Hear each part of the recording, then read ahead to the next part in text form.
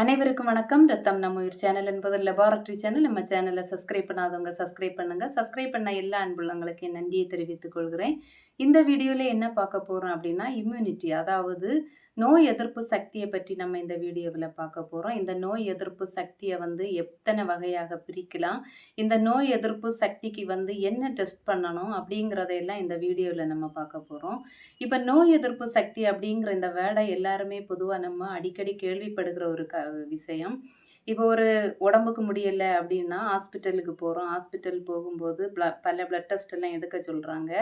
ரிப்போர்ட்டை பார்த்துட்டே சொல்லுவாங்க டாக்டர்ஸ் நோய் எதிர்ப்பு சக்தி கம்மியாக இருக்குது, அதனால இம்ப்ரூவ் பண்ணணும், நல்ல ஃபுட்டெல்லாம் சாப்பிடணும் அப்படின்னு சொல்லுவாங்க.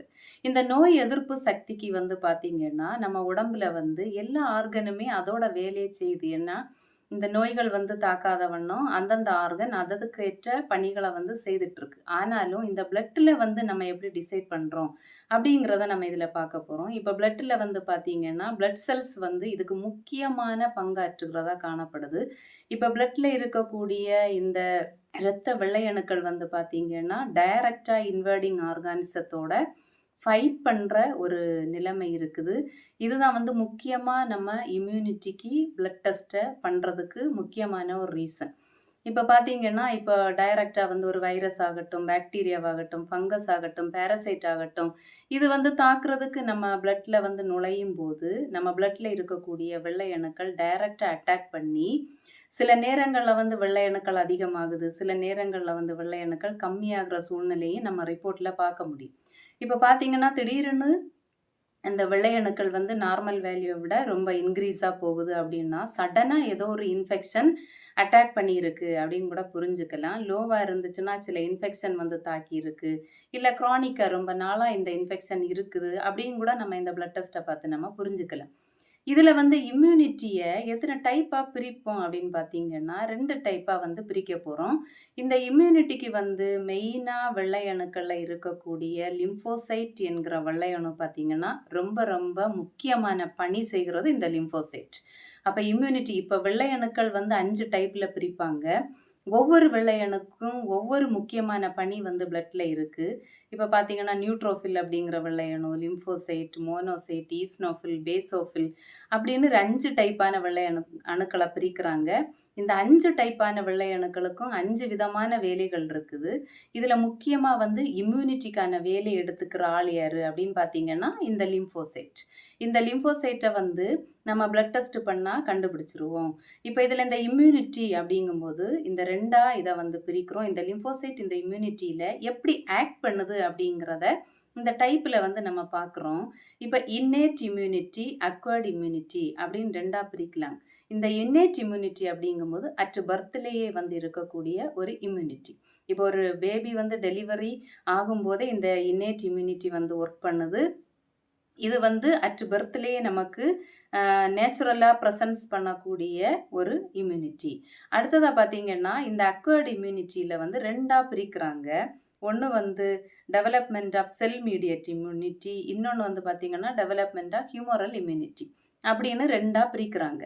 இந்த செல் மீடியேட்டட் இம்யூனிட்டியில் பார்த்தீங்கன்னா இந்த லிம்போசைட்டோட ஒரு டைப் இதில் ஃபங்க்ஷன் ஆகுது. அதாவது ஹெல்பர் செல், டி செல் அப்படிங்கிற இந்த லிம்போசைட்டுக்கு ஒரு டைப் ஆஃப் செல்ஸ் டைரக்டாக என்ன பண்ணுதுன்னா இந்த இன்வைடிங் ஆர்கானிசத்தை கூட நமக்கு நோயை உண்டாக்குவதற்கு படையெடுத்து வருகிற ஆர்கானிசத்துக்கு கூட பார்த்தீங்கன்னா ஃபைட் பண்ணுது, டைரக்ட் அட்டாக் பண்ணுது. யாருன்னா இந்த டி வகையை சார்ந்த லிம்போசைட்ஸ் டைரக்டாக அட்டாக் பண்ணுது.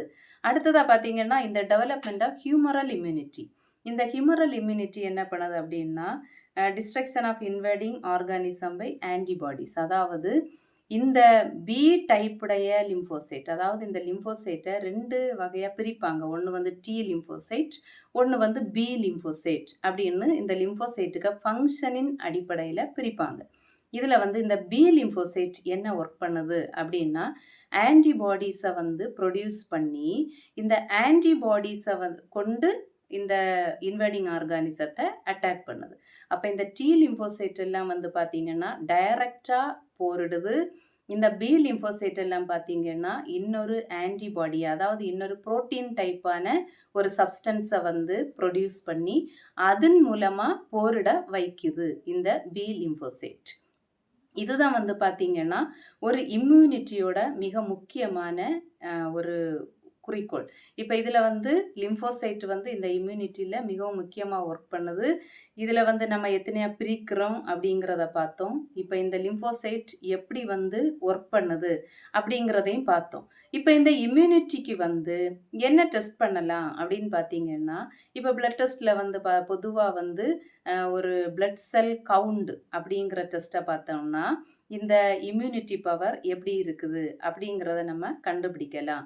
இப்ப பிளட் செல் கவுண்ட் அப்படிங்கும்போது பல நேம்ல வந்து இந்த பிளட் டெஸ்ட்ட எழுதுவாங்க. பிளட் ரொட்டீன் எழுதுவாங்க. சிபிசி கம்ப்ளீட் பிளட் கவுண்ட்ன்னு எழுதுவாங்க.